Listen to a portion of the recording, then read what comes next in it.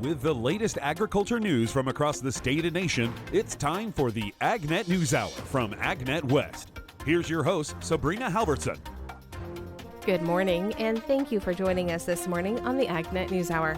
Coming up later, we hear about a hearing on helping farmers who are facing disaster. We'll have more on that later on in the show, but we start out today with USDA's science and research strategy that offers not only priorities to address hunger, nutrition, and health, but examples of the role of scientific innovation in these efforts. Rod Bain reports.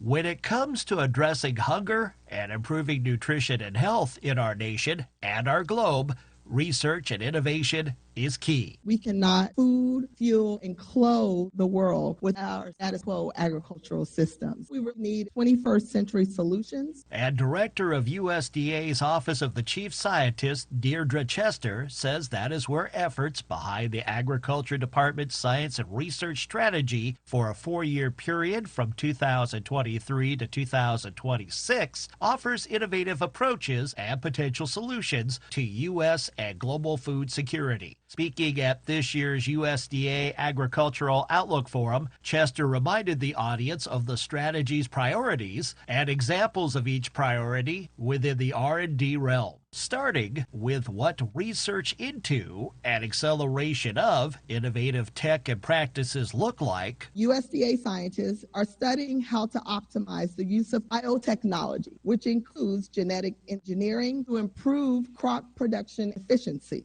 They're looking at biomanufacturing, turn agricultural waste into energy and bioproducts. We're also studying precision agriculture technologies like AI, robotics, sensors, GPS, and drones to automate currently labor-intensive farm practices. Regarding study of climate-smart solutions, The Agricultural Innovation Mission for Climate, USDA, the entire U.S. government, and our international partners are fostering ag innovation around the world to dually fight climate change and hunger. One of these projects is the Innovation Fermentation Technologies for Scalable, Sustainable Protein Production that's led by Alternative Protein International. research involving nutrition security and health includes Ascend for Better Health, a virtual center of excellence that aims to reduce the burden of diet-related chronic diseases like cancer by enhancing precision nutrition research and translating that information back to the communities it impacts. what are examples of scientific study as far as cultivating resilient ecosystems are concerned. USDA is developing new crop varieties that are more resilient to drought and extreme weather, more resilient to pests and diseases, and that sequester more carbon. Then there is technology transfer and other methods of application and translation to convert research into action. A huge part of how we make this happen is through our partnerships with public and land-grant universities on R&D, our partnerships with the Cooperative Extension Service, who bring research and tools straight from labs to farms across the nation, and our partnerships with the public sector on developing technologies which they can help commercialize and bring to the marketplace. I'm Rod Bain reporting for the U.S. Department of Agriculture in Washington, D.C. Cal OSHA has announced it is planning to form a new Agricultural Enforcement Task Force and Outreach Unit. The new Ag Enforcement Task Force expects to create and staff new district offices and satellite offices around the state. Ag employers can expect more concentrated enforcement of the Cal OSHA standards that seem to attract ongoing attention of farm worker advocacy groups like the Heat Illness Prevention Standard, the Wildfire Smoke Standard, tractor and vehicle safety, and other issues. The State Water Board will distribute a draft dairy order for a 60-day public comment period. The draft dairy order contains new proposed groundwater quality protection requirements for all milk cow dairies in California that collect their dairy waste and apply it to land. State Water Board staff will hold a virtual public workshop on October 30th to provide an overview of the draft dairy order and answer questions. After the comment period, the draft dairy order may be revised before it's presented for additional public comment at a future State Water Board workshop. You are listening to the AgNet News Hour. I'm Sabrina Halverson. With today's National Spotlight, here's Chuck Zimmerman. I'm at the Farm Progress Show, and I'm visiting with Syngenta, and I have with me Jesse Grote. First of all, what do you do for the company? Yeah, I'm an agronomic services representative. I cover Northwest Iowa, taking care of our crop protection business. Well, let's talk a little bit about the managing of these insect pests that just bug these farmers to death, Yeah, it's been kind of a bug year like we haven't had in many years, and when we start thinking about managing the complexity of the whole insect complex, it really is a season-long approach. Specifically, we're going to talk about soybeans here for a minute. Starting with a strong insecticide like Cruiser Max Apex, getting that early season protection against bean leaf beetles. And then as the season progresses and the foliar pest, aphids, and we've had grasshoppers this year, bean leaf beetles, anything, really managing those with a strong insecticide program too, like an Indigo ZCX with 2 modes of action, one for quick knockdown and then another for really long residual control. So. Well, we knew about the grasshopper thing because I saw that in non-ag media even as a story. Yeah, it's been a while since we've had, I guess, what you would say grasshopper pressure. You don't really expect it in a wet year because they have so many natural enemies. Most of those are fungi that, help control that population. But, I think just the way we came off of the 2 really dry years prior to this, I think we just kind of had the population had built up to that point that we were able to see it even this year. Yeah. So what are the options or suggestions for farmers that are having this kind of pressure? In grasshoppers? Or any pest, really. Yeah, I think the first thing is to scout. We want to scout for the particular pest based on the time of year. We're just coming off probably peak aphid pressure right now where, that one in particular we want to be scouting, every 7 to 10 days, July and August. And then, choose a good insecticide that has effective modes of action and 2 effective modes of action, and one that will provide residual control in addition to knockdown as well. I think we mentioned soybeans, but do you also talk to corn as well? Oh, yeah, absolutely. And the corn pest, insect-wise this year, we had the grasshoppers, like we talked about. Rootworms, a big pest. The wet weather this spring really helped, I think, control a lot of the rootworm population. We'd been so dry where they had thrived. One of their biggest enemies is saturated soil, but depending on your cropping system, whether you're corn on corn or rotated, you definitely want to match your traits appropriately. And then, of course, always, including a soil-applied insecticide is a sound management decision, too, just to have another, mode of action out there and not put so much selection pressure on just the traits. So if they get into, like, say, next season, and they really haven't stocked up for certain pests, is that still a really viable, is it still easy to get what they need, even if they haven't maybe contracted ahead for that? Yeah, insecticides, I can't necessarily speak to the supply chain of thing, but being in contact with your local ag retailer and your local representative, I think they'll do everything they can to take care of you. I think to your point, though, I think now, especially during harvest, it's a good time to scout, especially if you're talking about corn pest and maybe you had some rootworm injury, and and I think those plans and a lot of information can be developed right now too that you can carry into the spring. Anything else that you want to tell farmers about in this area that we didn't touch on? Yeah, I think, again, with the soil-applied insecticide, we do have a new mode of action, a Group 30. It's going to be planazoline technology. It's going to be very fertilizer compatible, not EPA registered yet, so not for sale.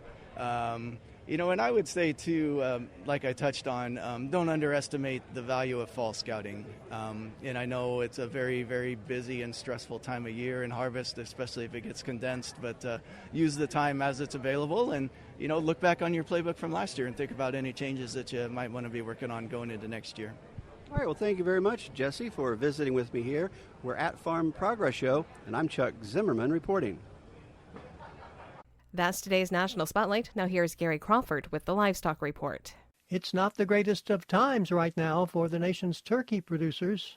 Production continues to decline, and prices are declining as well. And that breaks the rules of supply and demand economics. This from USDA's Outlook Chairman Mark Jekanowski. He says producers have been trying to keep production down and prices at least stable in the face of declining demand for turkey. USDA has lowered its forecast for this year's turkey production now down to about 5 billion pounds.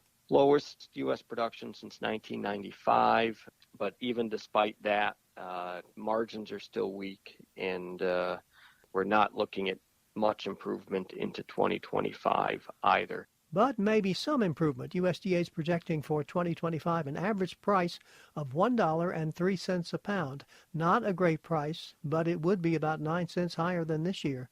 Are beef cattle producers beginning to hold back some heifers for breeding or not? Are we still in contraction mode? Friday's USDA Cattle on Feed report offers hardly any clue to that. USDA livestock analyst Shale Shagam says we will probably have to wait a month for the next real clue.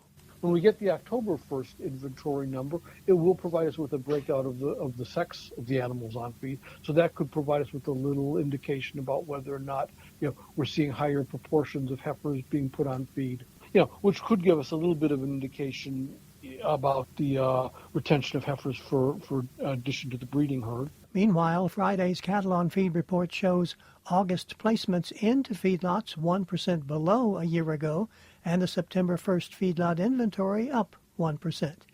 A USDA analyst says despite lower prices, the outlook for the nation's broiler producers looks pretty good. Outlook Board Chairman Mark Jekanowski at USDA says the broiler industry next year is set to boost output by more than 500 million pounds, and partly as a result of that increase, broiler prices may fall by a tiny 1/3 of a cent, down to $1.28 a pound. But still overall fairly favorable market outlook for broilers, and looking at good margins into 2025, especially with the lower feed costs, which are in some cases running 20 to 30% lower than last year. Gary Crawford reporting for the U.S. Department of Agriculture. This is the AgNet News Hour. I'm Sabrina Halverson. We will be back in just a moment with more agriculture news. Welcome back to the AgNet News Hour. A committee hearing focused on how agencies worked with each other to help farmers facing disaster. David Geiger has this report. There have been a series of disasters this year, damaging farms and farm communities. Iowa Senator Joni Ernst is ranking member of the Committee on Small Business and Entrepreneurship. She says flooding along the Missouri River and tornadoes across the Midwest highlight the disparity between programs administered by the Small Business Administration and the U.S. Department of Agriculture. I was on the ground after each of these disasters and heard firsthand from Iowans about the difficulties they had in navigating recovery efforts. I heard from folks whose insurance couldn't cover the full repair or replacement of homes, businesses, or equipment because reckless Washington spending has made everything more expensive. FEMA and SBA did quickly set up recovery centers, and I want to thank them for that. But business owners were left frustrated by the two agencies' lack of coordination and competence. For example, Iowans received conflicting information about eligibility and application process. In Shelby County, which was hit by tornadoes in the spring, SBA provided outdated and completely wrong information, including send their disaster victims to a dead website. They didn't even realize they were doing so until my staff brought this to their attention. And this is absolutely unacceptable. Ernst wants to explore and address disparities, discrepancies, and inequities between disaster recovery programs. At the hearing, Iowa's Deputy Secretary of Agriculture Grant Menke testified farms are business beneficiaries. Like any small businesses with significant equipment, infrastructure, and operating costs, these farms carry property and casualty insurance. They also rely on risk management programs authorized through the Farm Bill, including crop insurance. Yet there are still significant gaps, especially during this time of persistent inflation. That's why farmers and farm businesses have needed to turn to disaster programs offered by USDA and SBA to access the capital needed to continue operations. Also at the hearing was Gus Barker, president of First Community Bank in Newell, Iowa. He says direct lending and federal disaster recovery programs have always played a role in times of disaster. Unfortunately, these programs are mired in bureaucratic red tape. Disaster victims are in no position to complete that excessive paperwork. Barker experienced this while helping Iowans with the SBA during the historic flooding of 1993. We could not have completed that application without the support of the local SBA office. Regrettably, since that time, SBA scaled back its presence in Iowa, and applications are now approved in San Francisco, a distance that makes coordination much more challenging. Menke says through the disaster recovery process, Iowans found several disparities. The most significant was how accessible it was. Since farmers are not eligible for SBA disaster programs, these differences have hit farm families especially hard. For instance, SBA disaster loans typically offer more favorable terms, including higher loan limits, lower interest rates, and longer repayment terms than USDA disaster loans. SBA disaster loans also offer deferral of the first payment and no interest accrual for the first 12 months, features that are not available with USDA disaster loans. And that puts an undue burden on farmers and farm businesses, according to Menke, especially in a tough ag economy. To address these inequities going forward, we encourage you to align the eligibility criteria, loan limits, terms and conditions for SBA and USDA disaster programs to ensure that all affected farmers and farm businesses can access the support they need. Given the hurdles of getting agency relief, Barker says Iowans often turn to local banks. During the floods of 2008, he says it was clear there would not be enough support from SBA and FEMA, and the support that was offered would be too slow. My bank joined efforts with 2 other local banks to promptly extend some 50 loans to impacted businesses and families, which I'm happy to report were repaid with no delinquencies. Barker made some recommendations to the committee for improved coordination among agencies, private lenders, and disaster recovery. First, SBA is known to file liens far in excess of the loan amount to secure their mortgages. These liens tie up their collateral and prevent a community bank from helping the borrower in any way in the future. SBA should be willing to subordinate their loans in the way that USDA has, for example. Second, a disaster victim should have the option of packaging benefits offered by different agencies, such as a FEMA grant and an SBA loan, neither of which is adequate in itself for the rebuilding. Today, a victim must choose one or the other. It's too much to ask of disaster victims to learn the details of those competing programs and make an informed judgment of what to do. Iowa has already taken action towards some immediate relief for its farmers. The new Disaster Recovery Farm Interest Program, announced by Governor Kim Reynolds this summer, was explored at the hearing in this exchange between Senator Ernst and Menke. The state of Iowa even had to create bridge funding for farmers to cover loan interest payments. You talked about how Governor Reynolds started this program. How has that program been received by Iowans, especially in our rural areas? And are there any other areas that the state has been able to fill in those gaps left behind by our federal programs? The Iowa Department of Agriculture and Land Stewardship does not run that new program, but I can tell you in our conversations with Governor Reynolds that the programs have been very well received, especially by the farming community. And again, that program offers up to $50,000 to reimburse 1 year of scheduled interest owed on a disaster loan. And this is important because what we've heard from farmers after the tornadoes and floods was frustration that deferred interest option was not available for disaster loan assistance. I'm David Geiger reporting. You're listening to the AgNet News Hour. This segment is brought to you by Live Earth Products. To get to know a little more about Live Earth Products, we're talking on the phone today with Vice President Russell Taylor. For the Conservationist of the Year, what goals would you like to see occur this year? So this is continuing work as the Certified Crop Advisor Conservationist of the Year.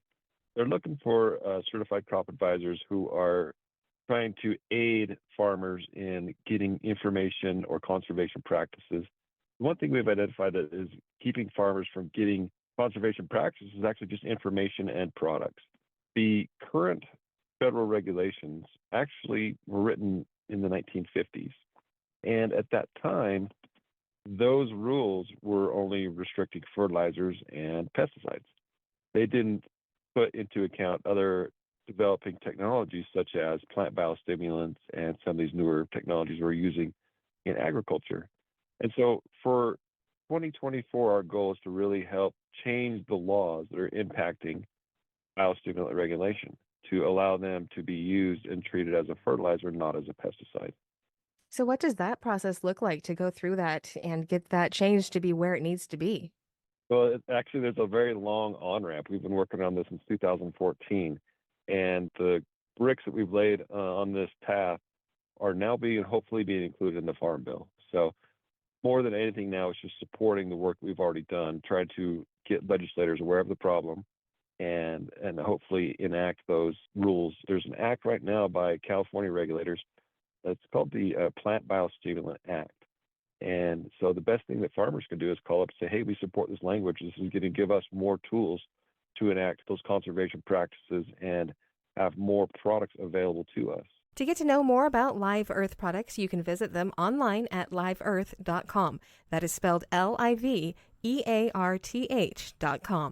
What are some potential ongoing agricultural impacts caused by the strongest hurricane to hit the U.S. coast so far this year? Here's Rod Bain. By the time then Hurricane Francine hit landfall along the Louisiana coastline the second week of September, the storm ended up becoming the strongest hurricane to make landfall in the United States so far in 2024. And USDA meteorologist Brad Rippey says while the system quickly deteriorated once it reached landfall, the potential impacts to agriculture in the Pelican State and parts of the Southeast continue to be monitored a week after. Now, in terms of crop implications, for the most part, I think we're going to come out with relatively minor overall impacts. Yet one crop of where there is concern about Francine's impact is sugarcane. The storm effectively passed right through the Louisiana sugarcane production area. Harvest had not yet begun. It is likely that as farmers get back and access those fields, some of which were flooded by heavy rainfall or left impassable by storm surge, that they will find that some of the sugarcane stalks have been lodged or pushed over to some degree by the high winds. That in turn could slow down harvest over the next month. In addition, the muddy conditions and the flood conditions that resulted from rainfall totals that did locally reach 8 to 12 inches could lead to a delayed onset of the harvest season. Further concerns were raised farther north in Louisiana and the Mississippi Delta region for unharvested cotton, rice, and soybeans. The good news there is the rainfall totals were not extremely heavy. Certainly 3 to 5 inches is nothing to scoff at, but given the fact that it was extremely dry in the weeks leading up to Francine's arrival, that should help to mitigate some of the concerns, and it certainly limited the amount of flooding that occurred in the Delta region. Cotton producers in the region are expected to pay close attention to their fields in coming days to see how much of the open bolls were affected by the winds, that by the time Francine reached the Delta, we're only in the 50 to 60 mile per hour range. And those winds were for a relatively short period of time, mostly in squalls of rain that moved through. So hopefully we'll get through this without too many significant impacts on cotton, as well as the unharvested soybeans and rice still left in the Mississippi Delta. I'm Rod Bain reporting for the U.S. Department of Agriculture in Washington, D.C.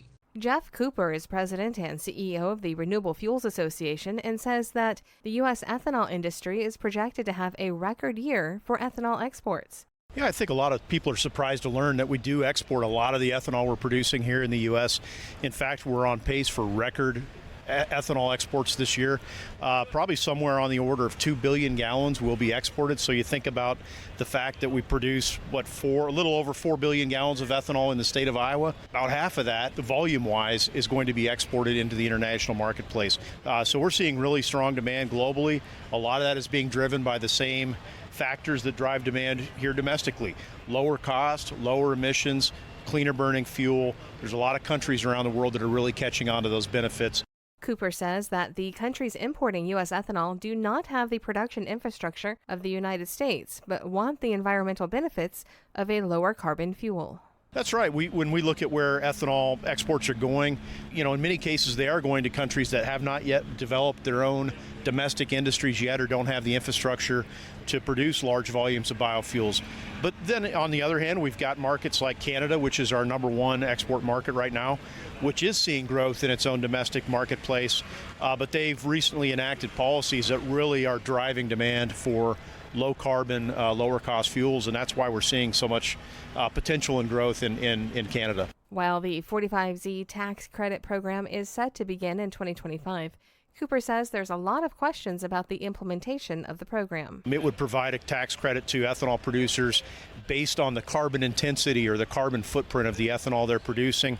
We're still waiting on the rules for that. The U.S. Treasury Department hasn't published the regulations that really tell us how that's going to work exactly. So we are anxiously awaiting more guidance and more clarity on what that program is going to look like. He says guidance is needed to inform growers of what farming practices they need to utilize to qualify for the credit. One of the significant ways to reduce carbon intensity of ethanol is to reduce the carbon intensity of corn production. And so part of this tax credit we think is really going to stimulate or could stimulate adoption of what USDA calls climate smart agriculture practices, lower carbon practices. And obviously some of the value of that tax credit would be shared with farmers who adopt those practices. This is the AgNet News Hour. We will be back in just a moment with more agriculture news. You're listening to the AgNet News Hour. We go to Chuck Zimmerman for this interview. I'm talking with Steve Reinert. He's a farmer and chairman of the United Soybean Board. Steve, I enjoyed talking with you at the first summit of the Land Use Change Initiative, so that's what I'd like to talk about here. And first question, for those that are not familiar with the Land Use Change Initiative, can you describe what its purpose is and what kind of companies and organizations are taking part? Sure, Chuck. So we had a lot of people, talking about land use change out in the field, and there's a lot of different definitions, and there's not a common set of terms. And a lot of times these things were set by interested parties that didn't have the farmer included. So what we did is we decided to create a land use summit, and we had a lot of the environmental groups participating, and then we also had farmers in the room, both crop and livestock farmers, and then also some of our big companies that we all contribute to help them make a sustainable product. And so that may have been Mars, it may have been McDonald's, who actually hosted the meeting in Chicago for us, and just a host of other big name household companies that we interact with on a regular basis through some sort of agriculture, and it was just good to have them there at the table so that we could all talk about the different aspects of land use change and how we have concerns, some being the same and again some being different. As a farmer, how important is it for you to be involved in this initiative, and can you explain the commitment that farmers have to land use change and sustainable farming? Sure. So it's a really good thing to have farmers at the table when we talk about land use change. Basically, there were three goals of the summit. Number one, we wanted to find common ground. Again, what agreement can we arrive at that we would need to have some sort of action on land use change assessment, and then a commitment to working towards, resolving key issues. We need to set a strategic course, action planning on how we can continuously drive improvement in land use change, and then quantify those methods and impacts.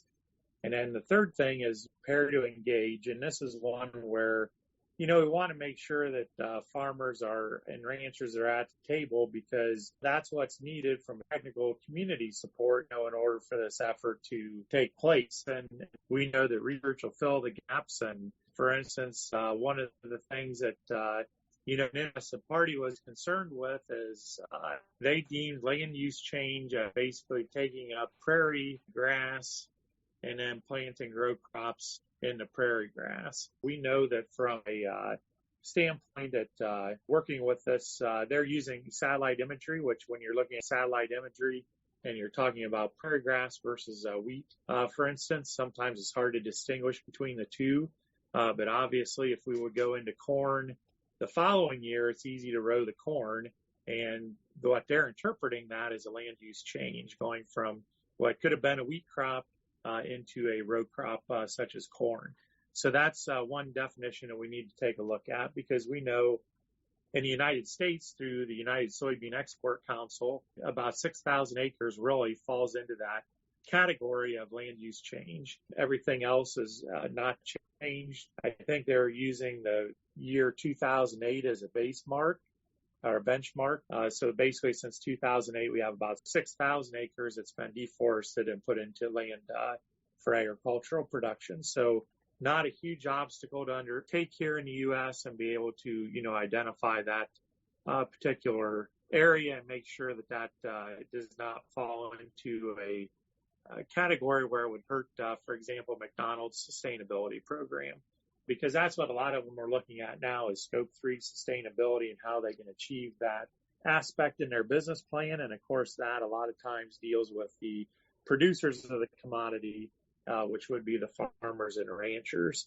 Another definition that actually the farmers brought to the table is, because we're not losing a lot of land to, again, prairie grass to agriculture, we're looking at the example came up actually solar fields and wind farms, urban sprawl. So we know that we have a lot of urbanization out there where a lot of good farmland is being taken up for either homes or maybe a warehouse.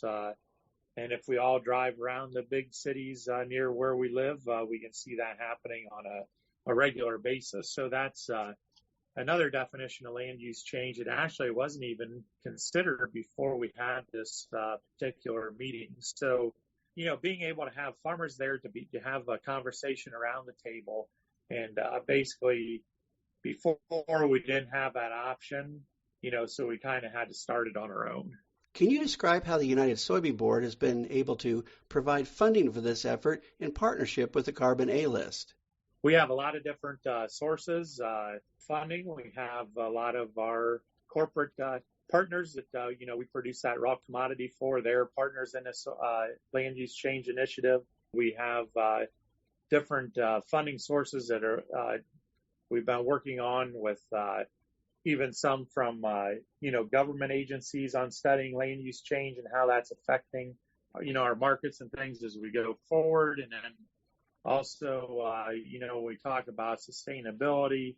They all have an interest in sustainability and what are some of the practices, that we're able to implement on our farms and ranches in order to help them meet their goals. And when we look at USB, we're kind of leading the charge in this space for the farmers, and we're glad to have the beef and pork people on board as well, because it goes beyond soybeans. A lot of our soybean farmers are also raising cattle and hogs. And at USB, it's our vision as an organization to partner and deliver sustainable solutions for every life, every day. So the more people we can partner with in order for this effort to move forward is a good one. It is a very diverse group of participants in the initiative. And when you were at the summit, what kind of messages did you hear from them? And did you have any concerns about them?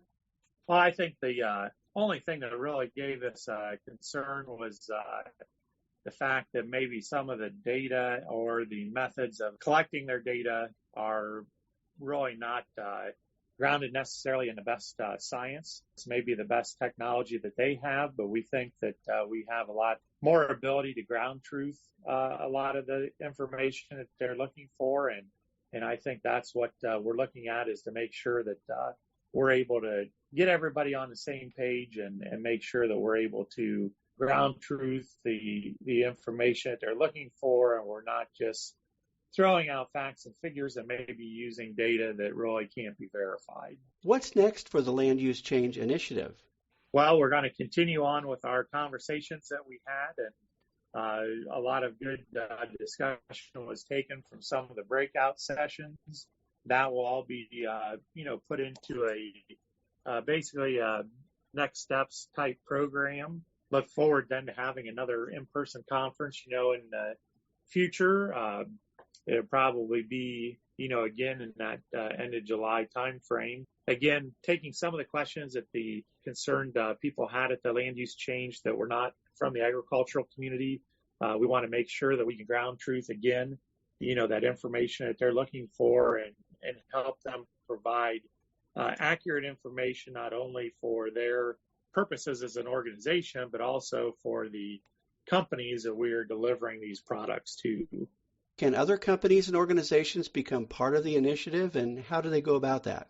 By simply getting a hold of Jack Cornell at the United Soybean Board, or you can reach out to the Carbon A List, and they would be another avenue for you to get a connection with, and then being able to use the data that we have collected currently and then what we're working on as well. Is there anything else we didn't cover that you'd like to add? Well, I think we talked about some of the people who are attending the meeting, and I mentioned McDonald's and Mars, but, we talked about the non-governmental organizations. We had the World Wildlife Fund, the Nature Conservancy. We had some people there from ethanol plants. I know we had some QSSB people there from Iowa especially. I really appreciate your time, Steve, and I'm Chuck Zimmerman reporting. You're listening to the AgNet News Hour. What's the outlook for U.S. agricultural trade in 2025? Gary Crawford has the forecast. U.S. ag export values have gone down in 2023 and 24 and are not likely to improve in 2025. We're facing export competition and weak Chinese demand. And some other export challenges as well. This from the Agriculture Department's chief economist, Seth Meyer. Just the other day, USDA released its first official trade forecast for the 2025 fiscal year that starts in October. What this report indicates is a decline of $4 billion into $169.5 billion for exports, an increase of $8 billion on imports to a total of $212 billion for fiscal year 25, which means a rising trade deficit of $42.5 billion forecast for fiscal year 25, up from a revised $30.5 billion trade deficit the prior year.